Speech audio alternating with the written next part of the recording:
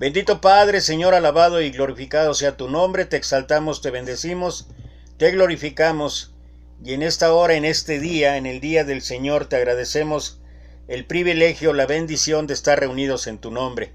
Gracias te damos, Padre, porque eres bueno, gracias porque eres un Dios lleno de compasión y de misericordia, y gracias porque derramas tus bendiciones, tu amor sobre nosotros cada día.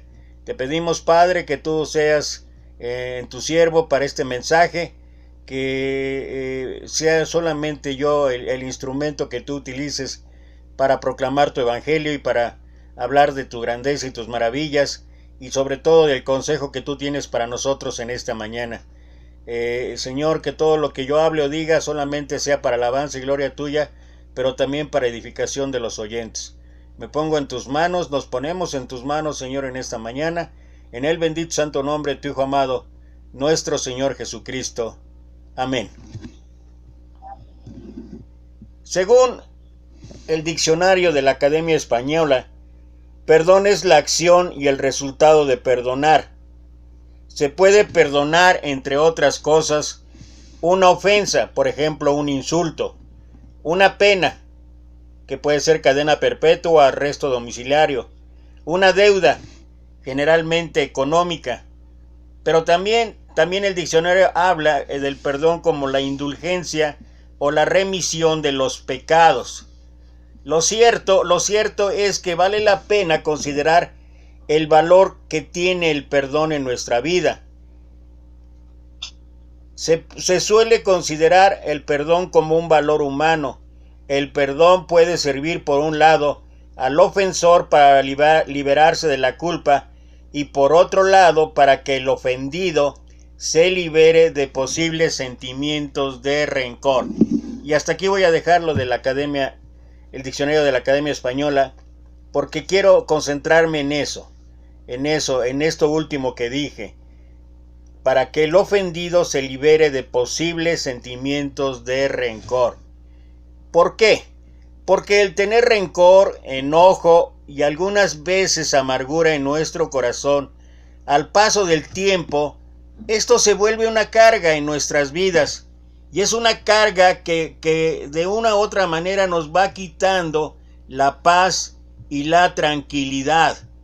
Entonces, lo que tenemos que ver es cómo liberarnos de esa carga que puede estar en nuestra vida, a veces consciente o inconscientemente, voluntaria o involuntariamente, pero lo cierto es que existe, y es algo común, no solamente entre los no creyentes, es algo que también ocurre entre aquellos que nos decimos creyentes o aquellos que decimos que somos discípulos o intentamos ser discípulos de nuestro Señor Jesucristo. Todos creemos que ya hemos perdonado simplemente porque le hablamos a la persona que nos ha ofendido o que nos ha hecho mucho daño. Pero la verdad es que perdonar va más allá de eso. El verdadero perdón significa otra cosa.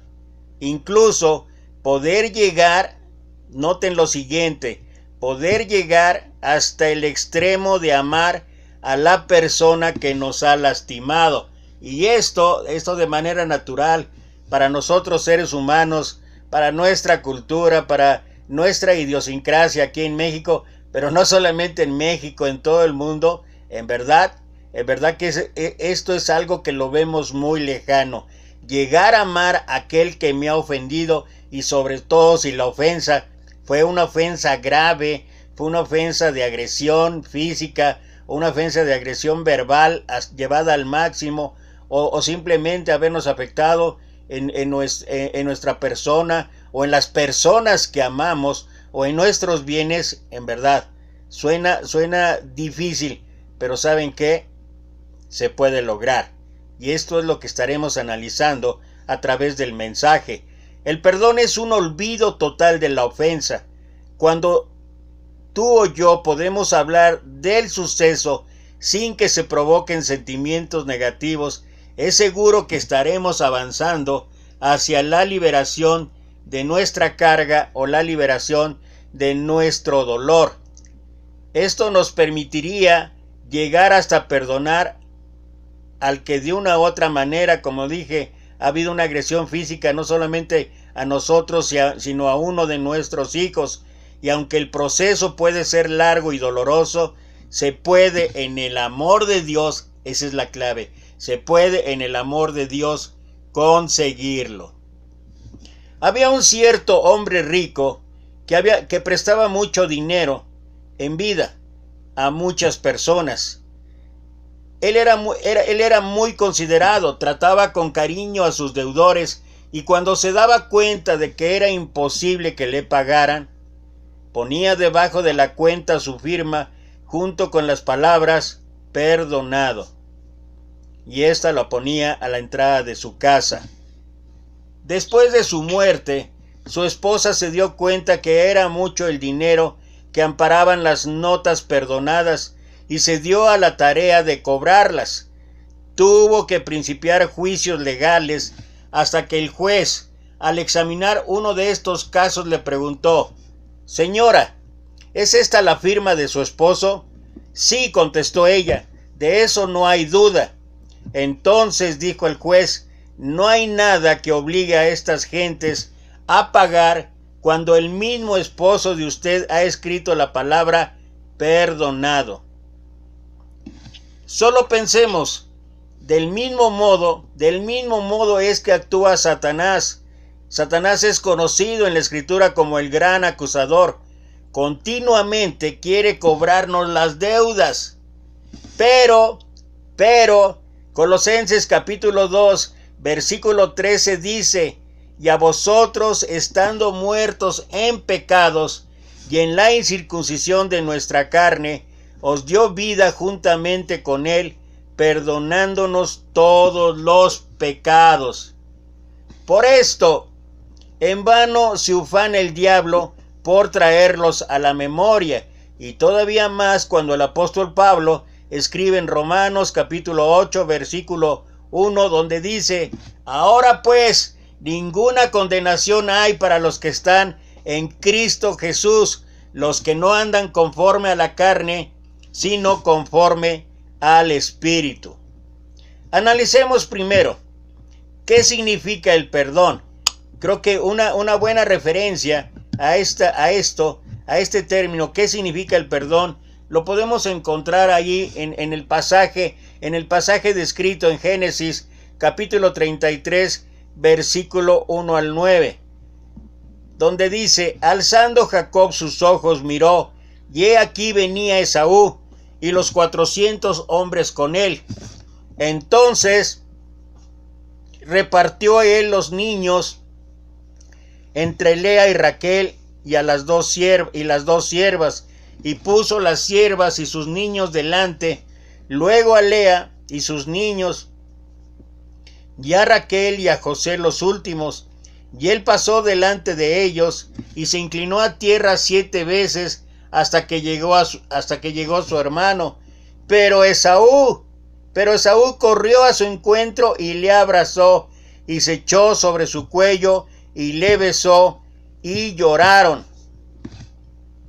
Ya hemos visto que según la Academia Española, las palabras perdón y perdonar provienen del prefijo latino per y del verbo latino donare, que significan respectivamente pasar, cruzar, adelante, pasar por encima de, y por otro lado, donar, donación, regalo, obsequio, dar, si ésta procede de la palabra donum, y hasta que se cumpla el tiempo estipulado, si procede de la palabra donec, lo cual implica la idea de una condonación, una remisión, un cese de una falta, una ofensa, una demanda, un castigo, una indignación o ira, eximiendo al culpable de una obligación, discrepancia o error.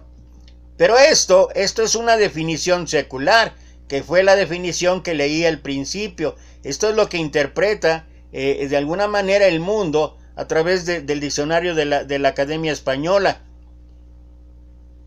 Esta definición, que puede significar el perdonar una deuda, una falta leve, sin ninguna trascendencia. Pero, ¿qué es el perdón verdadero que ha causado heridas en el alma, que ha causado sufrimiento y sobre todo mucho dolor. Regresemos al caso que leí ahí en el libro de Génesis, como en el caso de Esaú con Jacob. Jacob le había comprado la primogenitura y le había robado la bendición de su padre Isaac.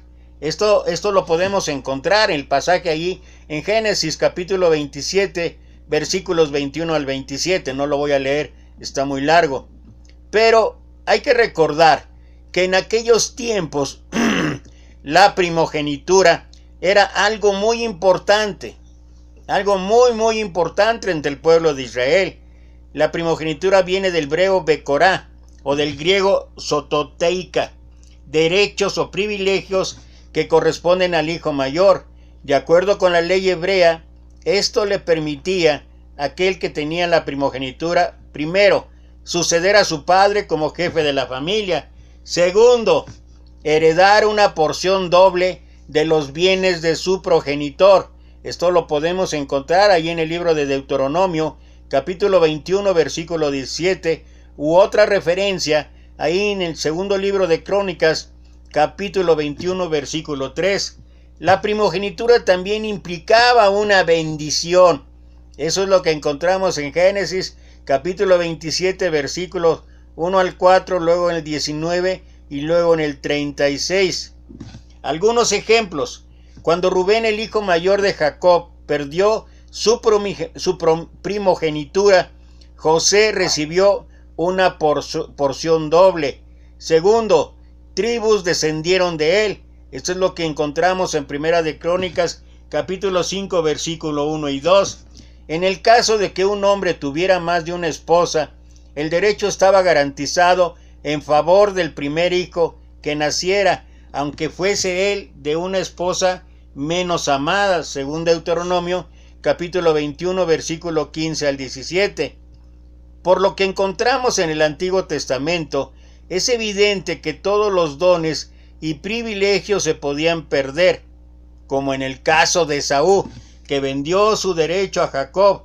Hebreos capítulo 12, versículo 16 dice que no haya ningún fornicario o profano como Esaú, que por una sola comida vendió su primogenitura, o como en el de Rubén, que perdió su derecho de primogenitura por profanar el lecho de su padre. Primera de Crónicas, capítulo 5, versículo 1.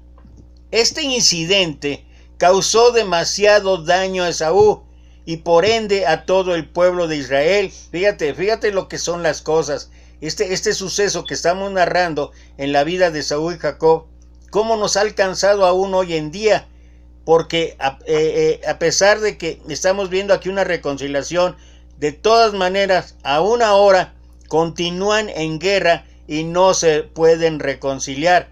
Fíjense las guerras actuales allá en el Medio Oriente, ¿dónde tienen su origen y a causa de qué y por qué? Pero como vemos, Esaú perdonó a su hermano sin ninguna condición.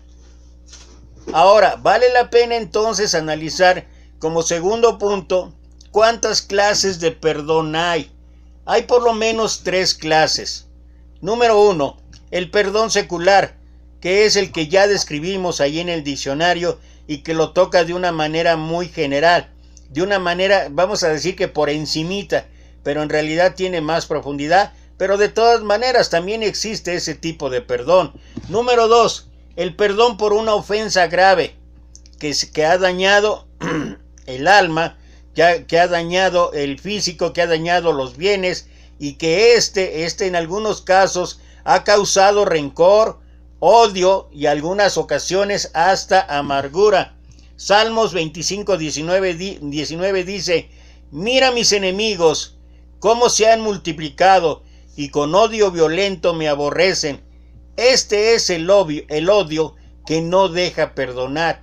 Este es el odio que se nos vuelve una carga y a veces ni siquiera nos damos cuenta que en muchas de las ocasiones el no dañar o el pensar que con no perdonar uno está liberado, o el tomar las cosas aparentemente sin ninguna profundidad, sin ninguna cosa que realmente podamos cambiar en nuestra vida, nos acaba dañando. Me encanta esa historia de aquel de aquellos dos hombres. Uno molestaba continuamente al otro y los demás se le preguntaban a aquel que por qué permitía que siempre le estuvieran dañando, y en una ocasión él comentó: al fin me voy a liberar de ese daño que me causa esta persona. Y le dijeron: ¿por qué? Y dijeron: mira, tengo un secreto.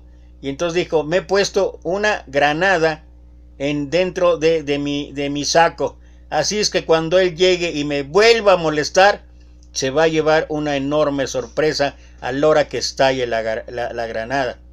Y uno puede pensar: pues sí, pero no solamente se iba a dañar el ofensor, sino también el ofendido iba a quedar dañado.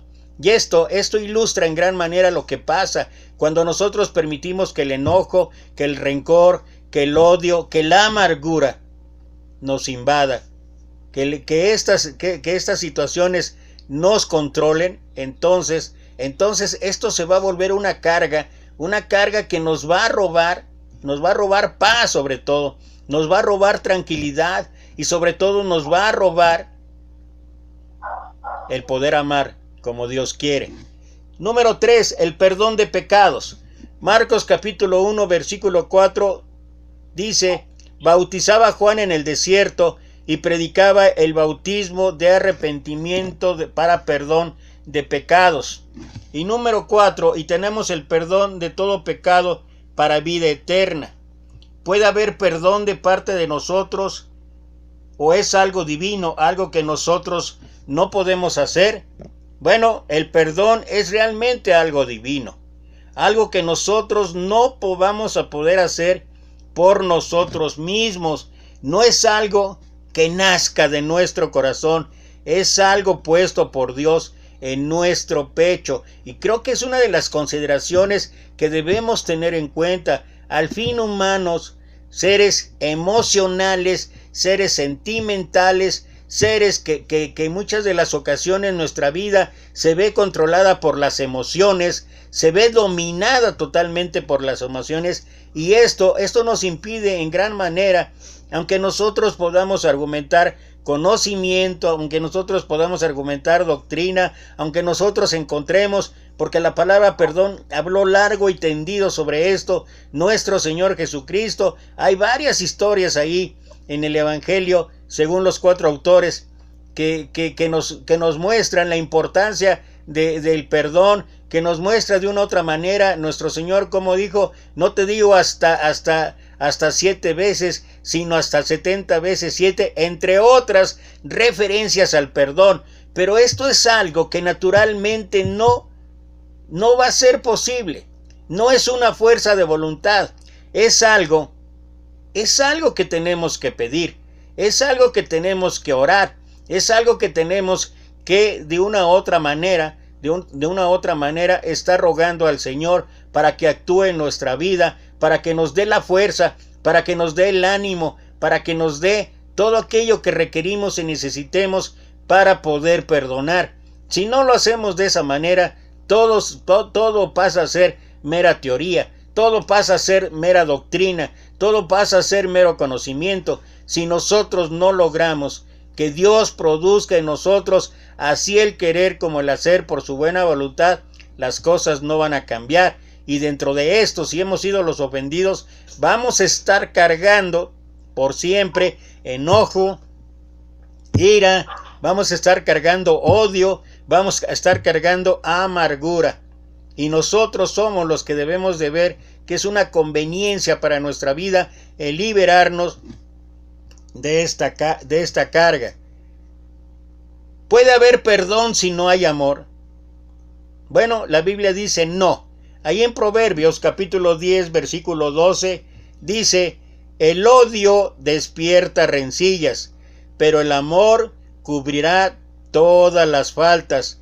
Esta es la capacidad del amor para perdonar. El apóstol Pedro escribió en su primera carta, capítulo 4, versículo 8: ante todo, tener entre vosotros ferviente amor, porque el amor cubrirá multitud de pecados. Primera carta a los Corintios, capítulo 13, versículo 1 dice: si yo hablase lenguas humanas y angélicas y no tengo amor, vengo a ser como metal que resuena o címbalo que retiñe. Y si tuviese profecía y entendiese todos los misterios y toda ciencia, y si tuviese toda la fe, de tal manera que trasladase los montes, y no tengo amor, nada soy.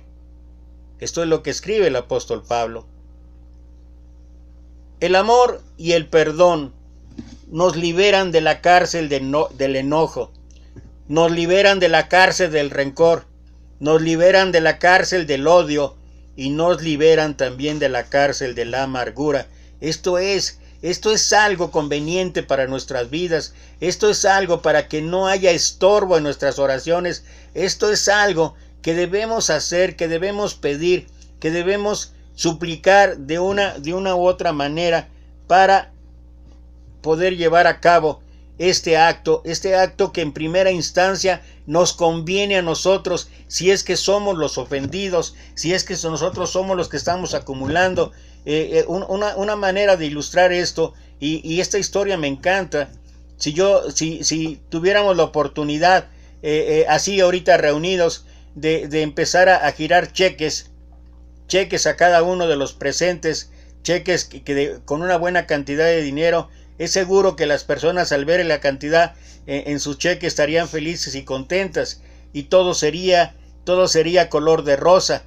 Pero al día siguiente, cuando cada uno de los que recibieron un cheque se dirigieran al banco y en el banco les dijeran no hay fondos, entonces vendría una frustración extrema. Se sentirían engañados. Bueno, lo que estoy tratando de ilustrar es esto. Si nosotros queremos perdonar, necesitamos llenar nuestra cuenta bancaria del corazón con el amor de Dios. Porque si no lo hacemos de esa manera, el perdón va a ser de labios hacia afuera. El perdonar o el acto el acto mismo de perdonar solamente va a ser de palabra, pero no va a ser un cambio en nuestro interior. Pero si nosotros llenamos nuestra cuenta del corazón del amor de Dios y del amor de Dios, ¿sabes qué? Entonces podemos girar y girar 70 veces 7 el perdón. Porque nuestra cuenta estará llena, nuestra cuenta del corazón estará llena del amor de Dios. Y de esa manera entonces sí, nosotros estaremos preparados para perdonar cualquier tipo de ofensa. Si no lo llenamos el corazón del amor de Dios, si no llenamos nuestra cuenta bancaria del corazón del amor de Dios, es imposible que giremos cheques del perdón. Y bueno, ya casi para finalizar, ¿cuál es nuestro máximo ejemplo de perdón? Pues es Dios mismo. Juan capítulo 3 versículo 16 dice: porque de tal manera amó Dios al mundo, que ha dado a su Hijo unigénito, para que todo aquel que en él cree no se pierda, mas tenga vida eterna. Y es súper importante que debamos reflexionar, que debamos pensar, que debamos analizar cada uno de nosotros en este versículo, que es repetido por cada uno de nosotros, pero es tan conocido que a veces olvidamos la esencia de lo que realmente está plasmado ahí en la Escritura. De tal manera amó Dios al mundo. Dios nos amó a pesar de nuestras situaciones, a pesar de nuestras condiciones, a pesar de todas las situaciones que puedan existir en nuestra vida. Cuando uno ve el Calvario, cuando uno regresa ahí al juicio absurdo, al castigo que le fue impuesto a nuestro Señor, pareciera ser que es un hecho solamente histórico y que está ahí, pero realmente lo que ocurrió ahí es una muestra del amor incondicional, del amor sin límites que tiene Dios hacia los seres humanos, porque Dios sabe que en un momento dado lo vamos a traicionar, Dios sabe que en un momento dado lo vamos a negar, Dios sabe que en un momento dado de nuestros labios van a salir vituperios para la persona de nuestro Señor, y sin embargo, a pesar de ello, dice, amó Dios al mundo, que ha dado a su Hijo unigénito, para que todo aquel que en él cree no se pierda, mas tenga vida eterna. Y esto es lo maravilloso, esto es lo increíblemente bello de Dios. Nos ama a tal manera, con la condición o la situación que cada uno esté, y todavía me da la oportunidad, y esto es lo que llamamos el libre albedrío, de decidir si lo acepto o no lo acepto, algo que muy pocas veces nosotros pudiéramos hacer. Pero estamos viendo o estamos analizando que el máximo ejemplo del perdón, y cómo puede ser esto posible en nuestra vida, y luego todavía más, el perdón supremo de Jesucristo en la cruz. Y creo que este es uno de los, el máximo ejemplo. Ahí en Lucas 23:34 dice, y Jesús decía, Padre, perdónalos, porque no saben lo que hacen. Padre, perdónalos, porque no saben lo que hacen. ¿Por qué nos perdonó nuestro Señor Jesucristo? Simplemente nos perdonó por amor y para poder salvarnos. Así de simple, así de sencillo. Así es que lo hizo nuestro Señor. Ha pasado por una serie de situaciones, no solamente físicas, situaciones sentimentales, situaciones morales. Lo vituperaron, lo golpearon, lo escupieron, lo flagelaron. Y después de haberlo crucificado, al momento de levantar la cruz, Él exclama, Señor, perdónalos porque no saben lo que hacen. Juan capítulo 3 versículo 15 dice, para que todo aquel que en Él cree no se pierda, mas tenga vida eterna. Esto es lo que quería lograr nuestro Señor. En el versículo 17 dice, porque no envió Dios a su Hijo al mundo para condenar al mundo, sino para que el mundo sea salvo por Él. El que en Él cree no es condenado, pero el que no cree ya ha sido condenado, porque no ha creído en el nombre del unigénito del Hijo de Dios. Y esta es la condenación, que la luz vino al mundo, y los hombres amaron más las tinieblas que la luz, porque sus obras eran malas. Poco antes de su muerte, en 1988, en un momento de franqueza sorprendente en la televisión, Margarita Laski, una de las más conocidas humanistas seculares y novelistas, dijo, lo que envidio más de ustedes los cristianos es su habilidad de perdonar. Yo no tengo a nadie que me perdone. Alguien que no creía en Dios. Alguien que no creía que el perdón fuera suficiente.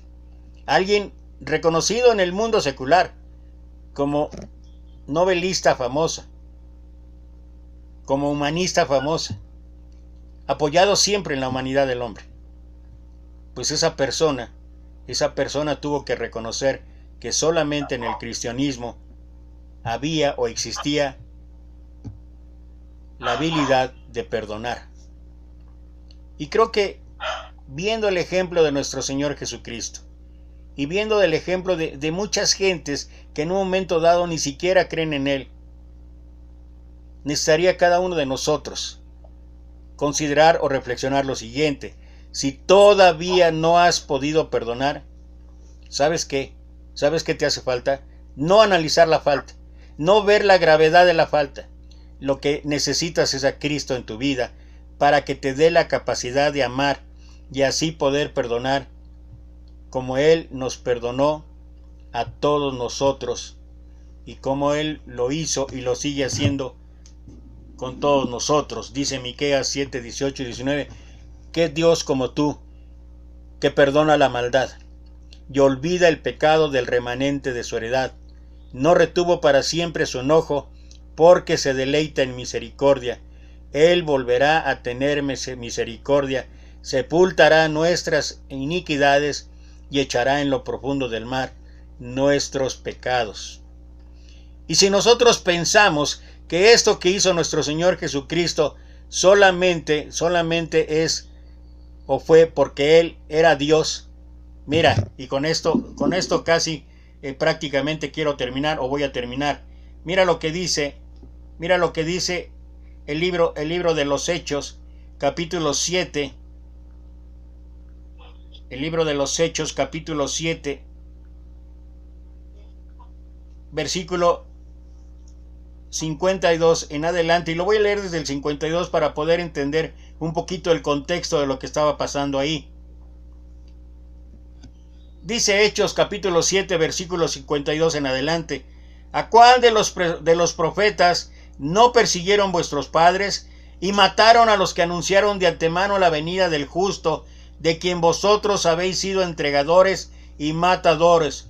Vosotros que recibiste la ley por disposición de ángeles y no la guardaste. Oyendo estas cosas, se enfurecían en sus corazones y crujían los dientes contra él. Pero Esteban, lleno del Espíritu Santo, puestos los ojos en el cielo, vio la gloria de Dios y a Jesús que estaba a la diestra de Dios, y dijo: He aquí, veo los cielos abiertos y al Hijo del Hombre que está a la diestra de Dios.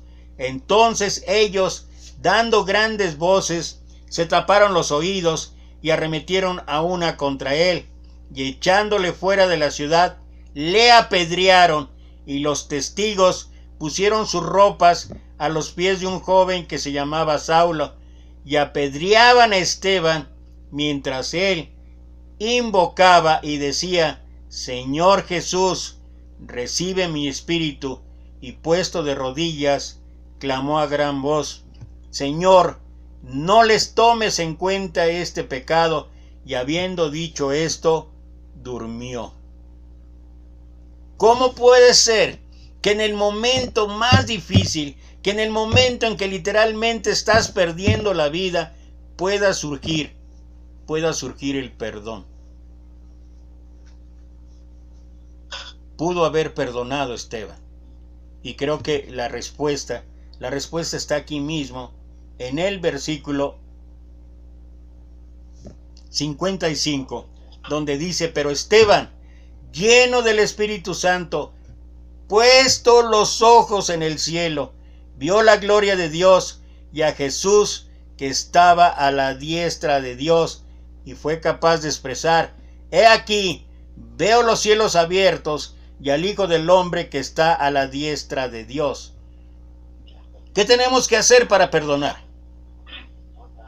Como Esteban, llenarnos del Espíritu de Dios y poner los ojos en el cielo y ver la gloria de Dios. Y cuando podemos llenarnos de esto, entonces estaremos preparándonos para poder perdonar. Recordemos, el perdón es la manera de liberarnos de todas esas cargas que significa el rencor, el enojo, el odio, la amargura. Que así sea en nuestra vida. Que Dios los bendiga.